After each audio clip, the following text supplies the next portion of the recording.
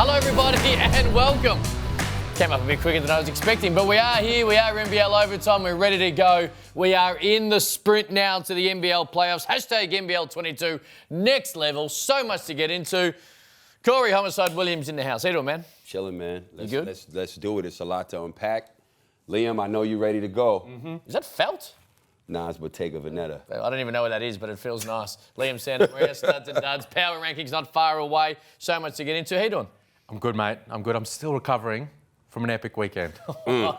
Look, so much happened all the way back to last Thursday, which we'll get to very shortly. But we've got to start with Saturday night because it was really the game for a million different reasons we're all ready for. Sydney going to Perth, winning streak on the line, and they just belted. They bullied the Perth Wildcats from the opening tip. Statement victory. 8-game winning streak, but we 9, thought... sorry. Well, no, but coming into this one, though, Corey... Okay. It was 8, and we thought, oh, yeah, but you know what? You're going into the jungle. You're going into the jungle, and you're taking on the Wildcats. This is probably where it's going to come to an end. And they just threw that right out of the window. Blasted them off the floor. Look at the score. 31-14, 34-14. A tick before quarter time. Biggest quarter time score by an opposing team in RAC Arena ever, because they were just dominating them at both ends of the floor and just put everybody on notice that, yeah, we're having a good time winning a whole bunch of games on the road here, but you know what? We're legit championship contenders. With the MVP leading the way, Jalen Adams, 25 rebounds, 8 assists. McCall Maker, I'm very impressed with what he's been able to do coming off the bench. Ian Clark, 19-4. Kellen. I know Maker now, he had 2 double-doubles coming into this game. So it's great to see him finally get some sort of consistency under his belt. Talented young man. Dejan Vasiljevic, 16-5. Jeremiah Martin, 16-7. Angus Glover coming off the bench. Xavier Cooks. The Jarrell, man. But... Jarrell Martin. Who did I say? Jeremiah. Oh, sorry. Jarrell Martin. Man, this team is deep offensively. And, again, that was the biggest test. What could they do? Especially, very rare in RAC Arena, Perth Wildcats lose 2 games. Now, just quick. So This is the championship. Right. So, firstly, welcome to the bandwagon. But secondly... You did say this. Pre-season, I jumped on the bandwagon, though. Did you expect this to happen, though? I know you were saying Sydney are playing the bit, but that was a beatdown. Did you expect that at all? I did not expect this. I did not expect a beatdown. I knew it would be a close game because I also knew that Sydney's beaten Perth twice at home. Jalen Adams, let me tell you the interesting thing about the MVP of the league. Didn't you say last week Bryce Cotton MVP? No, I said Bryce Cotton is the import GOAT. No, he said Joe Luala-Chul last week. I said, if you don't have Jalen Adams in your top 2, but you're sleeping on this guy. Tell us. So here's the thing. In those matchups in Sydney, he's outplayed Bryce. Yes. Bryce can't get off on Jalen Adams. I've seen 2 games in Sydney. Look, Jalen Adams is a great 2-way player, and he wants to smoke. He's coming straight to Bryce to guard him. He ain't getting off on him. Not as easy as Bryce gets off on everybody else. So if they were to match up, I'm tipping right now. I'm tipping Jalen Adams. So for him to go to Perth and handle business in the manner that he did, 3 times they beat him. Perth Wildcats with that team cannot beat the Sydney Kings. They can't. At home or on the road. I don't care if Mitch Norton play. I see Mitch Norton play against Sydney, in Sydney twice. Lost. I am confident. Perth Wildcats don't want that matchup, whether in RAC Arena or Sydney, even if Perth got home court advantage. They play against Jalen Adams led, he's still healthy, MVP, Sydney Kings, they lose it. Facts. No one wants that Sydney Kings matchup right now. And they got the easiest ride home. They got the easiest ride home, and that was the hardest game. It doesn't even matter. Don't even matter. They're beating all comers. Jalen Adams, Ian Clark, Chase, but they don't care about the history of the Wildcats. They don't care about Bryce Cotton. They're brand new to the league, and they're just running over the top of everybody. I tip my hat. Facts. They really have been super impressive. And you know what? It's not like they've just caught fire. No? Either. Since the turning point in their season, when they were 2-6, maybe 3-6, but Xavier Cooks got ejected in Brisbane, and then they were 4-game losing streak, and they were going back to Brisbane. Since that moment, They're second in the league in defensive efficiency behind only Melbourne United. Second in the league in offensive efficiency. Elite at both ends of the floor. Jalen Adams, yes, the head of the snake at the offensive end. And Xavier Cooks defensively, but just as a collective, Chase Buford, that whole organisation, kicking ass right now. It's interesting because obviously Chase Buford with a little bit of a different offensive set, or the way that he runs his offense may not have worked or has clicked as early in the season. And there were people like, is this the right way to play? It's the right way to play the team when they've got the full roster, which is proving right now. So, right. When they got the MVP. When they got their MVP, when Cooks is fitting in and playing, Martin, of course. And look, they're rolling, man. They're deep. I can't find a weakness in their team, and they go 10 deep. They go 10 deep. You talk about Vasiljevic. We know how good he was last year before the injury has come back. We speak about Jack White and how great he has been since coming back from the same injury. Vasiljevic might have slid under the radar a bit because of his teammates, right. Jalen Adams in particular, being great. Angus Glover comes in. Maker, brilliant. Part of probably sixth man on the all-green light team in the NBL, but the confidence they've got, every single player, 1 to 10, to come in and take the game on and do what they do.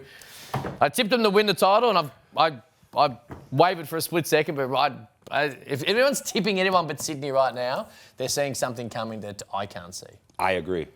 And, as much as I have a lot of love for my man Scott Roth, they finished top of the ladder. Coach of the year is Chase Buford. Coach of the year be Chase Buford, because this immaculate run that they are on and the way they are going about it, how could you not look at him? That's a very interesting conversation.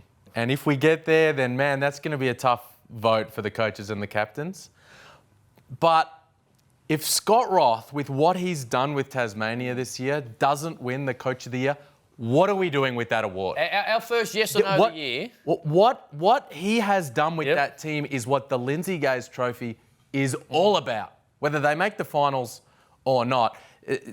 The Sydney Kings have the most talent in the league on that roster. I'm not taking away from, well, I am slightly. You actually are. I am. 9-game win streak, smack the teams that they smacking. That is ridiculous. He's doing a fabulous job. Dude. He's doing a fabulous job. But so is my man Scott Roth. It's gonna be tough. Look at who he's doing it with. Scott I understand. Roth, okay. I mean, he went to work. He just came from Perth too and got it done over there. Yeah. So look, both are doing an incredible job, but tough vote. this 9-game win streak. And it's going to keep going. It is. It is. It is. That's like if you get like a 14-game win streak and you close out this week. First yes or no of the year. I said, well, they win 50%. You said yes. That's 14 wins. And I said, if they do that, he'll be Coach of the Year. I reckon they'll win 15 games. They'll probably miss the playoffs. He will be Coach of the Year. Scott Roth has to be Coach of the Year. Let's get to the Wildcats. Zipping 2. Tassie rolled in on Thursday night, and really the tenacious way of which Scott Roth has his men play almost every single game was evident from the start of it. It was an outstanding game. They had a double-digit lead. Perth took the lead back, but in the end, Josh Adams stared down the goat and hit the big go-ahead bucket from triple. And now, the Wildcats. This is more about the Wildcats. Yeah, we'll talk about the JackJumpers. Okay, we'll get there. I'm getting excited. Now I'm caught up with you. I want to be the unofficial number 2 Every time ticket we holder. need to talk about the Wildcats, Cam likes to take it in a different direction. No, let's talk about the Wildcats. What do you make of the weekend? Because it wasn't just the 2 losses. It's the fact that John Brown, that a week ago we sat here and assumed that the clearance would work out and he would get in and be ready to go at least on Saturday night, play the 7 games qualification needed, and away they go. Didn't get it done on court or off court.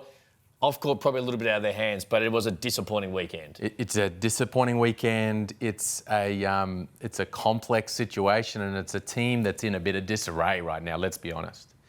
Because, make no bones about it, they have tried to make a change to their import situation and their roster, and it hasn't worked out. Now, that leaves the whole roster wondering, where are we at? Do you believe in us? Do we believe in us? Who believes in who right now?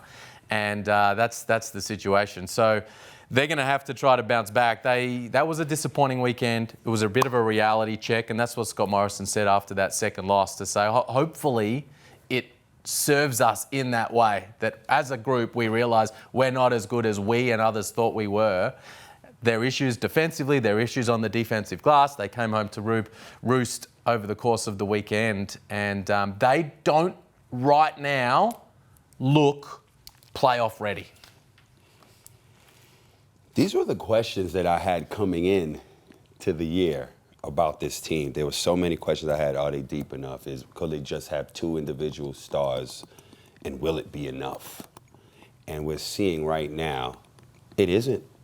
This is a team, they should not lose 2 consecutive games. Is it over? Of course it's not over, right? The Wildcats, I'm sure they'll bounce back, but how deep? They're not a championship winning team. Not that team that they have. And there's a little bit of a disruption. You know, obviously as a third import, you're thinking, is my job secure? Am I going home? Does this team believe in me? Should I buy back in to the situation? I don't know, man. But I know they're not a championship winning team. Just on that. Even with him. From the outside they're not a championship winning team. The outside looking in the way that Michael Frazier seems to have handled it, kudos to him. Because it would be a horribly tough situation for him. And I think it's also sometimes the weirdness of being a professional athlete. Now, this is a whole new weird situation. I'll ask you, Liam. Yeah. John Brown still in the country? Yes. Is that a yes or no? Early? So this is what I would Why do. do you ask? This is what I would do if I was Perth. Yeah. I'd appeal to the NBL. Yeah. Why? Because it's got the 7-game qualification. I don't believe in qualification in professional sport. We've spoken about this before, but there's a 7-game qualification series, or at least games, which has now elapsed. It's a Russian team where there is a war happening, right? So there's things greater than sport, greater than basketball that is at play here that might be holding up this particular situation, and hence why John Brown has become available. And I think from a humanity side of it, I think we all understand it. They didn't play in import for whatever reason, be it the hamstring injury or the illness or whatever it was. So they're gaining no unfair, this is what I would say if I was Perth, no unfair advantage on Thursday or Saturday night. They didn't go with a full roster of import slots. I would appeal it. I'm not saying they would have any chance of winning, but that is the roll or the throw of the roll of the dice or throw of the stumps I would do if I was Perth Wildcats. Well, in the salary and contracting rules, it states that you have to register a player, you have to sign them before you've played 75% of your games, right? So that's the 7-game to play to qualify rule. But there is another clause in there that says that in dealing with that, if you get past that the league can look at, use their discretion in exceptional circumstances. So that would be what the Wildcats would be turning to. The issue is it may not even get to that point because they haven't got the clearance. So FIBA are going to rule on that in the next day or so to decide whether he should be cut loose from Unix Kazan or whether they're in their full power to not sign that release. So if they go one direction, there's no point even looking into that. If they go the other, maybe it's still a little bit to be played out. When do they play this weekend? What day they got? I think later in the week against Melbourne, right? Yeah. So you got a little bit of time. So you might have 3, 4, 5 days in between FIBA, hopefully giving the tick of approval and the clearance. And look, we're a professional body here in the NBL. Surely 4 or 5 days is enough time for a submission from the Perth Wildcats where the discretionary powers or the powers to be can make a decision. Yeah, I know. But if it gets to that point and you're the league, I don't think you just tick that off. I'm not saying you just tick it off. No, I'm not just saying because if you're the other clubs, you say, well, hold on. We might have wanted to make a change, but we thought, you know what, it's going to get a bit too late. It's too close to the deadline. We won't do it. And yet, you're going to let these guys flout against the rules. 100% agree. I'm not suggesting that the NBL should just roll over and let him play. I'm simply saying if I'm the Wildcats, it's what I would do. Yeah. Because you know what? I can't see them winning the championship without him playing and going in, being a bigger body, considering the teams that right now, you know, Sydney who are flying, bullied them inside, although all over the court, but we're just too physical. JackJumpers owned them on the glass. Exactly. Melbourne have been owning them, and they're a bigger unit. And the way that Wollongong are playing their basketball, well, who's going to stop Dwop Reith? We'll just start there. You know what I mean? Frolling's playing really well. They beat Melbourne last time they played them. They did. I feel you, though. That is what I would be doing. Again, I want to say this. I don't think the NBL should just roll over and just say, he can play. I'm simply saying I'm appealing if I'm the Wildcats and John Brown, and they think they can handle it, considering clearly there's a couple of conversations within the club. Can we talk Tassie now? Sure. Because they did belt Perth on the glass, and they had a huge win. And I'm going to let you go. You are you the official or unofficial? I have to ask you this each and every week because I'm confused. But you're the man, Homer. So talk about this huge weekend. They go to Perth, and they didn't then have the emotional down. They go to Brisbane and do that as well. Outstanding weekend. It ain't a cupcake league. And this proves it if you are not a believer. The hardest thing to do is get a win in this building. Undermanned, again, no Will Magnay. They find a way. As you mentioned earlier, they bullied them on the boards. They didn't give up. They took a page. Scott Roth, obviously we know, coached at Perth under Gleason. So the way he put his team together is like outside of superstars, a la Gleason. Hard nose on defense, hard working, pounding the ball. It was basically Perth playing against Perth without the superstars, right? With Tasmania. But what they do well is have guys with tremendous heart. Look at that big shot that was just made. You have to have heart to be able to just go in and knock that down. Big win in RAC Arena. Then they come to Brisbane. Liam, you can take it from here, man. Oh, you had a breath. I feel you. Hey, man, you just got to love the way these guys go about it. They do. They are a perfect example. We've said it throughout the year of a team that's greater than the sum of their parts. And what a beautiful thing that is in team sports when you can get to that level. And they're not dropping off. You know, they're playing at a playoff level. Look at the pressure and how they create things out of nothing. And they have, and I wrote this yesterday, they have a brilliant next play mentality. They just put the hard hat on, grab their lunch pail, and they go to work possession after possession. They're all connected defensively. They execute. Chase Buford said in his post-game presser in advance of this week's matchup with Tassie, the hardest playing team in the league. He said, we like to think we play hard. Scott Roth has these guys playing their butts off. And it's just a real credit to him, all those players, the entire organisation. Also, the fans down in Tassie. The way they got around this team and created that atmosphere at the start of the year has given the whole organisation juice to go on from there.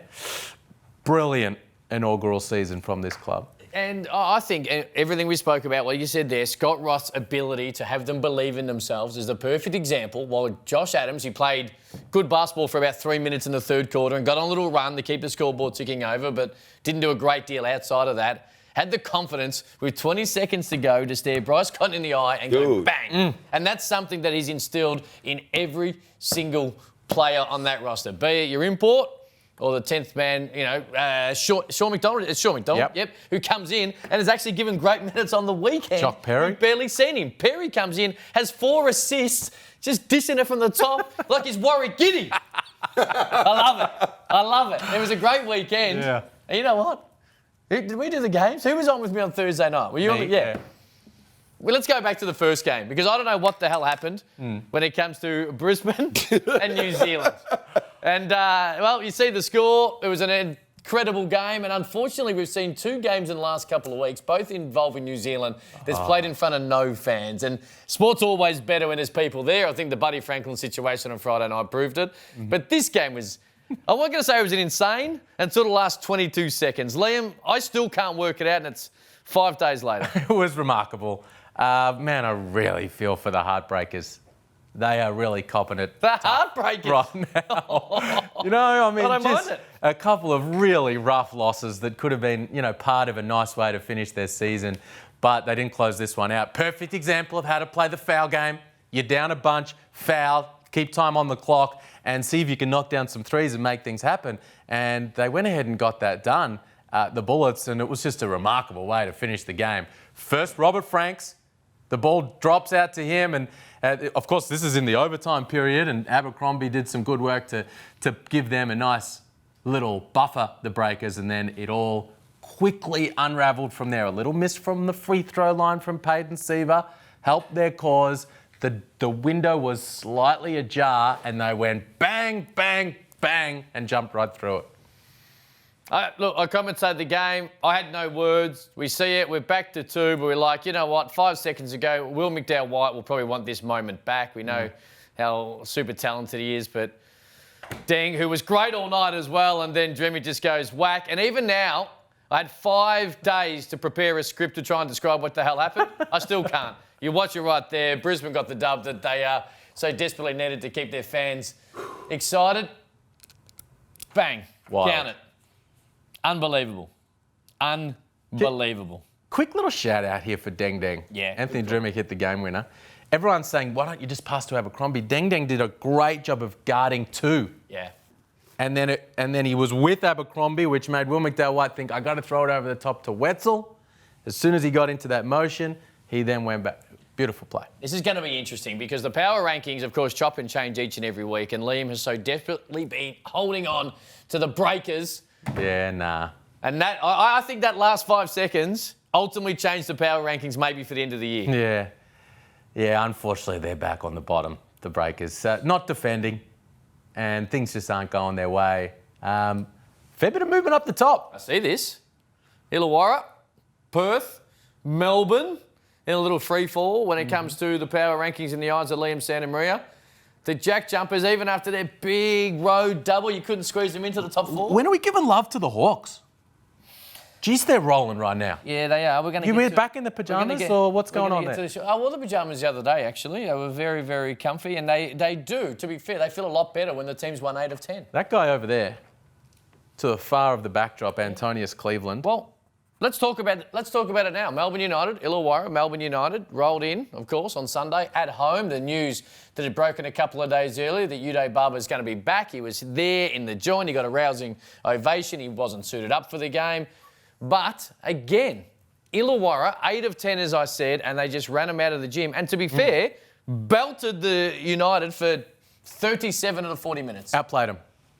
Chris Golding said at halftime they're teaching us how to play and we need to respond. And to be honest, they didn't really, because Illawarra were just playing at a higher level. They wanted it more. They played harder. I'm loving the way. Corey, you and I, we fell off this team midway through the season. But the way they're playing right now is at a playoff level. They're playing themselves into the postseason. I'm back on the train. There it is. Let's be clear. Yep. Man, put this camera on, man. We know what the highlights look like. Bring this camera to me, because I know they need to see it. I know they want to see it. Here we go. Okay. I am back on the Illawarra train. Jacob Jakovic? Mm-hmm. Fantastic job. Let me explain why I was so impressed with this win.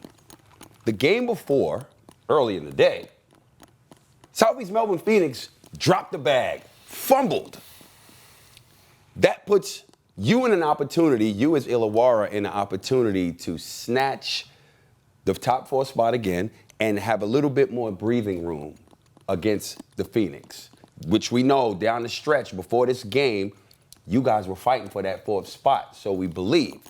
They dropped the ball. Antonius Cleveland, this is the engine for that team. He on defense, Tyler Harvey, we saw the old Tyler Harvey. He is Tyler Harvey I'm talking about. You've been inconsistent all year, all right? That's what made me drop off the damn train in the first place. When you show up like this, leading from the front on the offensive gas, this is a better team. Everybody else does their role. Duab Reith versus JLA. That matchup was worth the price of admission. You guys did not disappoint. The defense you played when JLA got the ball, the double, we're not going to allow you to dominate us. You got that done on the defensive end. Shut Chris Goulden down. Delhi, nowhere in sight. That first game he had, he was the complete opposite, right? Tim Conrad off the bench came in, bang, bang, bang. 3 threes. He came to play. But what I loved about that, no Gorgon. Gorgon is at home pacing in his room.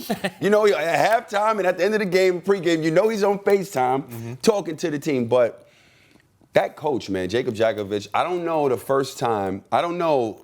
if the first time an assistant coach, at least since I've been here, I've never seen have a team go into a game that big and dominate from the beginning. Yep. Xavier Rather-Mays, let me tell you, I always told y'all I like this guy because of the fact that he comes in, he was cool, calm, and collective. Melbourne tried.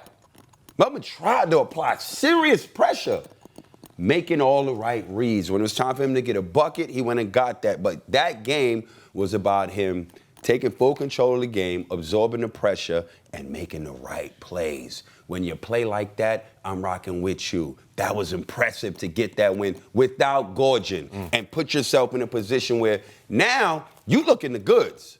When you play like trash, I don't rock with you. I'm not emotionally attached to no team in here.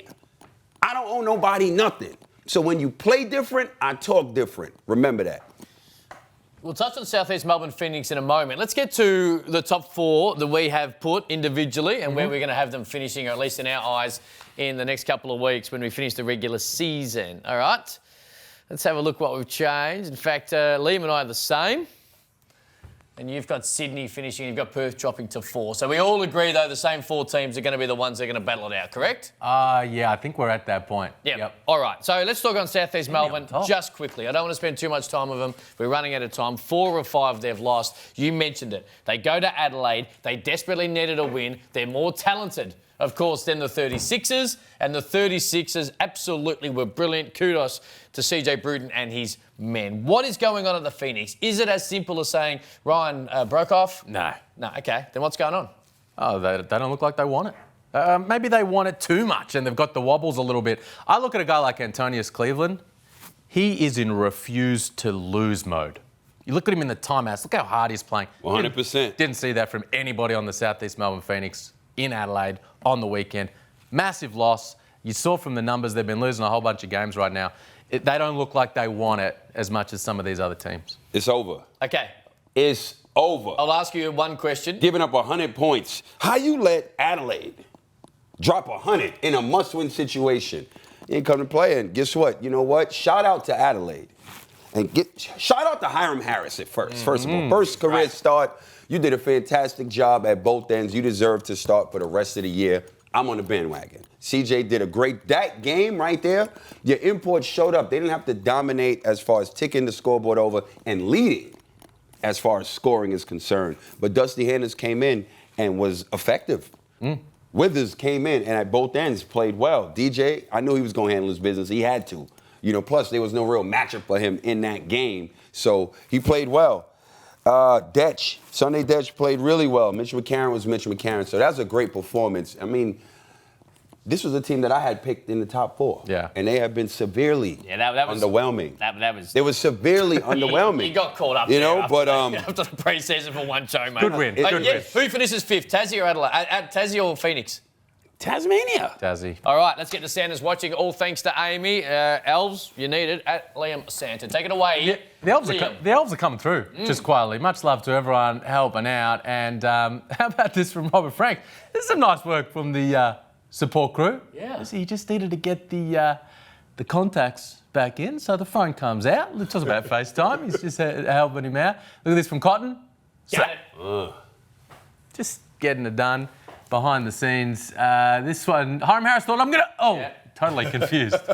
Completely confused about what was going on. I think it was his 2 points as well, if you look closely enough. He's like, he forgot he forgot how basketball works just for a moment there. And here, let's stick with the Phoenix. Cam Glidden, air ball. Creaky puts it in, and then look at this from Creaky. Nice. Yeah, good pass. Good pass.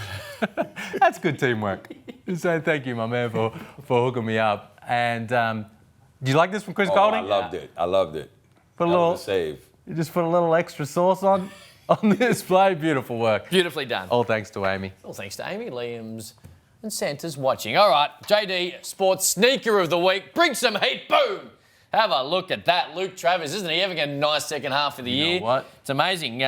Look good, play good. Hey, the big dogs in town checking out the youngsters. All of a sudden, the youngsters go to work, which is great to see. The KD 14's there. And have a look at that. This week at JD Sports, the undisputed king of trainers, they're launching. Put them back up. I need to see them again, please. Thank you. They're launching the women's Air Jordan 6 Mint Foam. Okay. The women's exclusive colourway takes, of course, Jordan's 1991 championship shoe, the Sixers, to new heights. They launched Saturday the 2nd of April, only online via the JD AU app. Very nice. Make sure you download the app today to make sure you don't miss out. We don't have much time, so you ready for this? Yes. Yes, good. Perfectly done. Darwin, 2025. Will they be in the NBL? I hope so. Should we go to 6 fouls? No. Is the All-NBL first team structure flawed? Yes. Will Dwop Reith beat Illawarra next season? Yep. Is Xavier Rattan-Mays 6th man of the year? Good question. Yep. Yep. Now, this is not a yes or no, it kind of is, but I'll give you 20 seconds here. 2 years ago, we let you have the floor to shout out to host the Shaq tour. Shaq's been postponed. Do you want it again? Might not be here. Oh, okay. You're going to miss the big diesel. I might not be in the country. Oh, okay. Well, I hope Shaq doesn't see this. I've been working on my impersonation of his foul shooting. Hashtag NBL Overtime to get involved. He's never been a great foul shooter. Let's be honest. See ya. Good work, bro. Good job, guys.